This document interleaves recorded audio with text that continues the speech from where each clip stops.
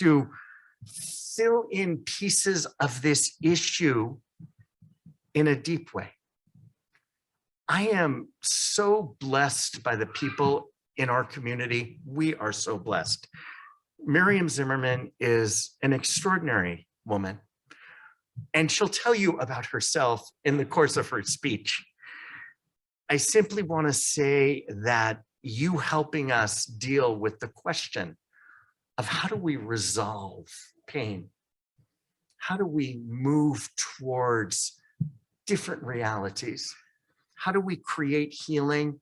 It's just what I needed today. And I am so grateful to you for your thoughtful and what I know will be inspiring remarks. Thank you, Rabbi. Thank you so much for that kind introduction and for giving me the privilege of speaking with you today. Shabbat Shalom. Shalom. The following is not meant to be advice, but is based on my years as a Holocaust educator, as a mediator, and as the daughter of a Holocaust survivor. In the fall of 1994, I became a full-time faculty administrator at the beautiful campus at Notre Dame de Namur University. With a colleague, I introduced a course on the Holocaust. It was the perfect melding of the professional with the personal, and I will forever be grateful to Sister Mary Pat McCarran for approving the course as director of the Religious Studies Department. Our first guest speaker was Father Michael McGarry, then a pastor at UC Berkeley. He lectured on the longest hatred, describing the history of church-sanctioned anti-Judaism. Father McGarry explained to students the importance of saying Hebrew Bible and Christian Bible. And I cringe whenever I hear someone say the Old Testament or the New Testament, because that implies the now discarded belief of the church that the church superseded Judaism in its salvation in Jesus. With the 1965 reforms of Vatican II, the official teaching is that Judaism continues to nourish its people. Of course it does, we know that. God never rescinded the original covenant with Abraham. According to Father McGarry, the dead laws of Moses or the perfidious Jews were no longer to be in the lexicon of priests. And in the year 2000, Pope John Paul II made a pilgrimage to Israel. He prayed at the Western Wall to atone for the sins of the church against Jews and other non-Christian peoples. One way to resolve conflict is to change your beliefs. Admit you were wrong. Take your inspiration from the Roman Catholic Church. Although I loved my job at NDNU with the new millennium, my husband Richard and I wanted career changes. We hoped to pool our talents and work together. He had been CFO for a nonprofit. We started training as mediators and subsequently founded Divorce Mediation Group with offices in San Mateo and Sunnyvale. We retired our practice in 2020, just before the pandemic. I continued teaching the Holocaust course as an adjunct for a total of 25 years. And if I were going to write a memoir about those years, the title would be Teaching the Holocaust in Catholic School While Jewish. With his Stanford Law degree and CPA license, Richard prepared all the legal documents. He organized spreadsheets based on our clients' financial, sometimes disorganized disclosures. And we helped clients make decisions about money, one of the most difficult topics for clients to do. I came to appreciate Richard's style, which I previously and secretly called linear, rigid, logical positivist.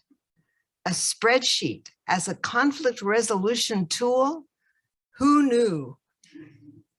My degrees in communication and doctorate in counseling psych prepared me to coach couples on how better to communicate. I facilitated our discussions, our sessions, keeping the communication upbeat and moving forward. Over the years, we heard variations on a theme.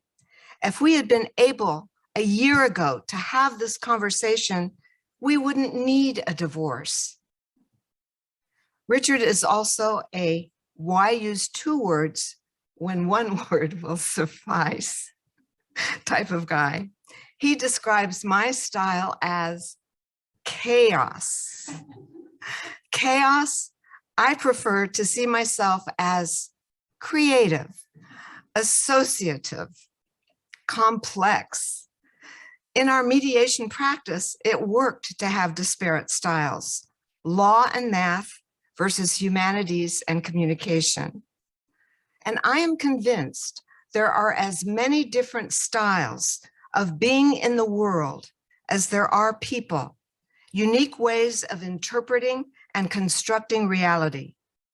In the case of divorce, couples present two realities to describe the marital breakup. If I were to write a book on divorce prevention, the title would be Every Divorce Has Two Stories. An example of a dysfunctional style, the controller. Too often controllers do not agree that they are being controlling. If your spouse tells you that you are controlling, listen. Listening, the forgotten element of communication. If you have children, listen to them. I predict that your teenager's rebellion will be far worse the more controlling you were when they were young. First takeaway, when in doubt, listen. Often, couples told us, we went on a date night like our marriage counselor advised, and we wound up arguing. We came home angrier than ever. Second takeaway, to throw dysfunctional communication at an already dysfunctional system results in more dysfunction. And another source of dysfunction is semantics, using opposite words to describe the same thing. Is Richard's style rigid or orderly? Am I chaotic or creative? Is it the Hebrew Bible or the Old Testament? The beautiful English language has the word solitude to describe the glory of being alone, and loneliness to describe the agony. There is a theory that all conflict can be resolved on the semantics level. I don't believe it either. But third takeaway, words matter. Choose wisely. As we transition from conflict to connection, I am reminded that Rabbi Ezra teaches that Shabbat is connection. Today on Shabbat, we connect with one another in this beautiful sanctuary and on Zoom. And I see my sister and my cousin Michael and my friend Ellen. My fantasy is that prayers and words chanted from Torah, and they endure forever. Their sound waves become infinitely smaller, and only the still small voice that we pray with can hear them. But you can feel them. To walk into sacred space like this is to be in the presence of thousands, perhaps hundreds of thousands, of sacred words and prayers that have come before us, infinitesimally tiny, whether chanted from Torah or whispered from the heart. I feel the same way when I walk into Cunningham Chapel on the lush campus of NDNU with its gorgeous stained glass windows. During graduation week, I spent more time attending Catholic masses than in Shabbat services. But no one religion has a copyright on spirituality. Prayer is prayer, regardless of how worded or the sacred text one uses. God hears them all. Besides, I love chanting the Shema to myself in the chapel, adding a Hebrew prayer to all those who came before. Today's Torah reading from Exodus 25 contains the mandate for how to build a portable tabernacle. Our sages connected the first story of creation in Genesis and the construction of the tabernacle in Exodus.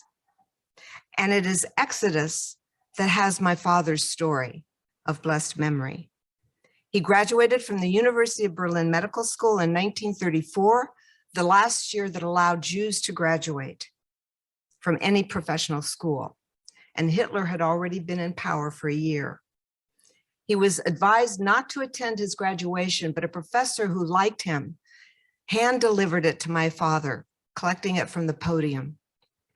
Even after achieving his medical school diploma, he couldn't get a license to practice in medicine. But the diploma became his ticket out of the Nazi inferno. Dad arrived at Ellis Island on April 15th, 1937. "This country is the best in the world," was his patriotic mantra. He said he did not mind paying taxes because April 15th was his day of liberation. Tell that to my fiance, Richard, who was a tax accountant for Arthur Anderson at the time, a tax accounting firm. Dad wanted to go back to Germany to fight the Nazis. They speeded up his citizenship so he could join the US Army, and he joined a medical battalion. Dad's battalion followed the army as it fought in the Battle of the Bulge and advanced into Germany. As a German-speaking officer, he was put in charge of captured, wounded German soldiers. The Americans treated the injured American soldiers first, but then they would always treat the injured POWs. In April 1945, Dad was in a medical unit that went into Buchenwald concentration camp a couple of days after liberation. Buchenwald scarred me for life was another of his mantras. Despite his prowess as a doctor, he was unable to save the hundreds who died day after day, even though the army gave them food and blankets. On January 27th, International Holocaust Remembrance Day, I had the privilege of attending the diplomats' commemoration at the Legion of Honor Holocaust Memorial in San Francisco, with 18 consuls general in attendance. The featured speaker, German Consul General Oliver Schramm, graciously emailed me his speech so I can quote him verbatim as follows. "Our joint remembrance, and not only today, offers us very moving moments of reflection, and not just for me, the German diplomat standing before you." In his presentation, the German Consul General expressed concern that the Holocaust memory has been eroded, and as a result, as we heard from Rabbi Ezra, anti-Semitism and nationalism have increased. Days of hate. Can you imagine? Consul General Schramm's sincerity came through. My inner cynic piped up shrilly. Of course he sounds sincere. He's a diplomat. That's what diplomats do. But I stood close enough to witness the consul's nonverbal messages of authenticity and humility. I shushed my inner cynic. Herr Schramm emphasized the importance for Germans, not only to remember, but also to take responsibility. I wish Dad could have heard this German official proclaim, and I quote, "Because the Shoah is part of German history and identity, the lessons from our history can and must be part of German self-understanding of all Germans, as we all bear responsibility in the here and now." Herr Schramm's presentation silenced my inner cynic. He clearly put the onus on Germany to memorialize the Holocaust here and now. His presentation described how Germany teaches the lessons of the Holocaust and connects the past with the present to create a better future. Dad's medical diploma gave him a future, along with a letter of recommendation from the Mother Superior of a Catholic hospital in Cologne, where Dad had completed an externship, like an internship. With that letter, he was able to find a Catholic hospital in Lafayette, Indiana, that needed an intern. And after that, he did a year of residency at St. Anthony's in Terre Haute, Indiana. On weekends, and that's where he started his practice, 1939. On weekends, as I was growing up, I loved to go with Daddy to the hospital. He would find a friendly nun to babysit me while he went to the emergency room. My comfort in teaching in Catholic institutions probably harkens back to those happy times playing with nuns in the hospital canteen before the sisters built the cafeteria.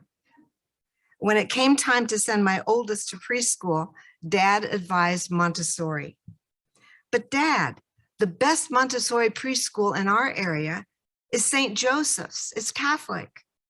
I could feel his shrug all the way from Indiana over the phone. So what?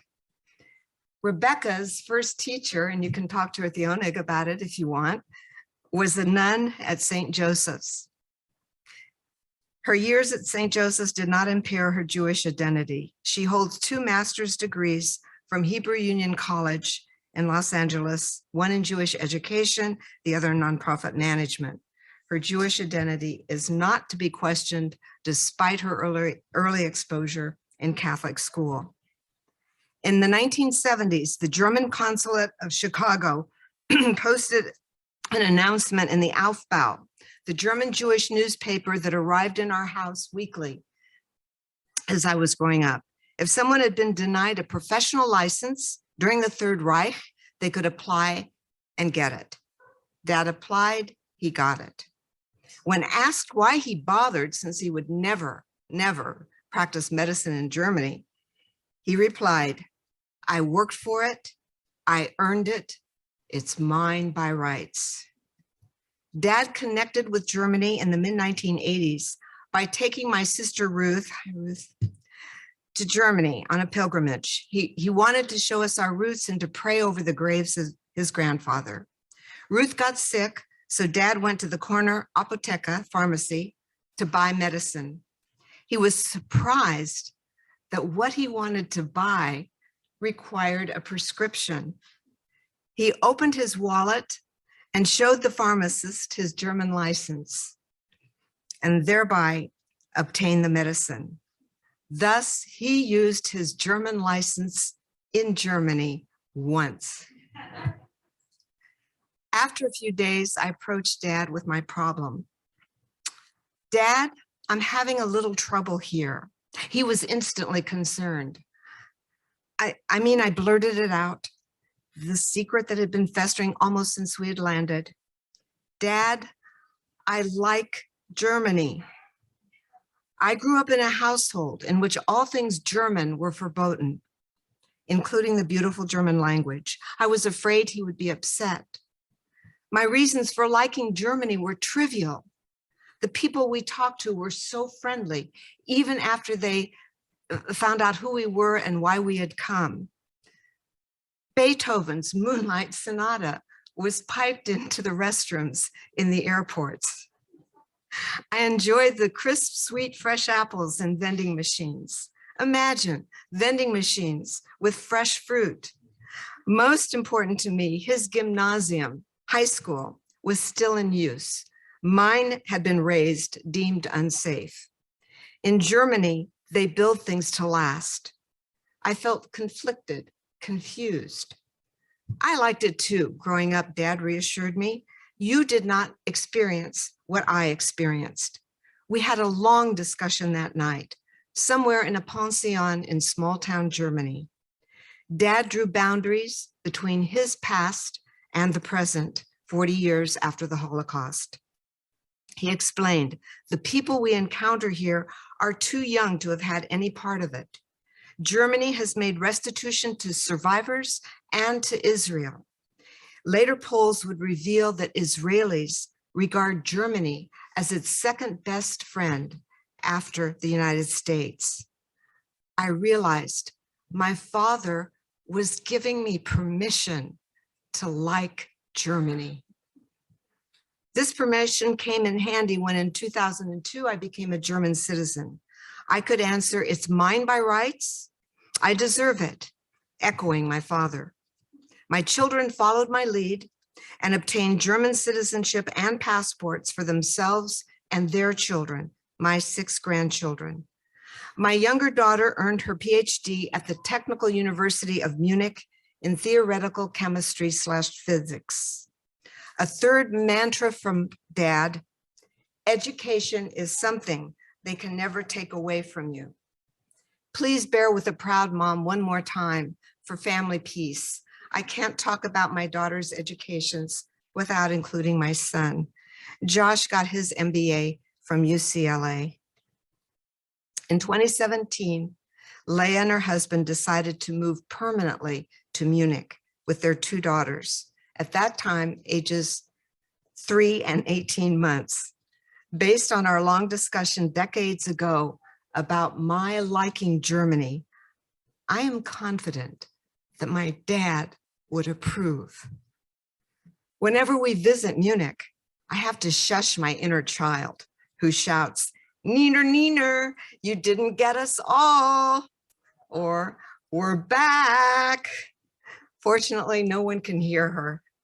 What could be a greater affront to Hitler than a Jewish family living and working in the heart of the birthplace of Nazism, which is Munich, and surrounded by an accepting Aryan populace, and with their 2 beautiful daughters in German public school? They will grow up as patriotic Germans, speaking Hochdeutsch like their great-grandfather. In my opinion, Dad's great-grandchildren growing up in Germany represent the ultimate connection between the past and the present, reconstructing the German Jewish community in Germany.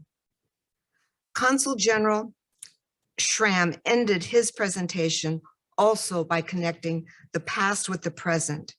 His eloquent words echo here. And so, 78 years after the liberation of Auschwitz, I say today, we will not forget what happened, but neither do we forget what can happen.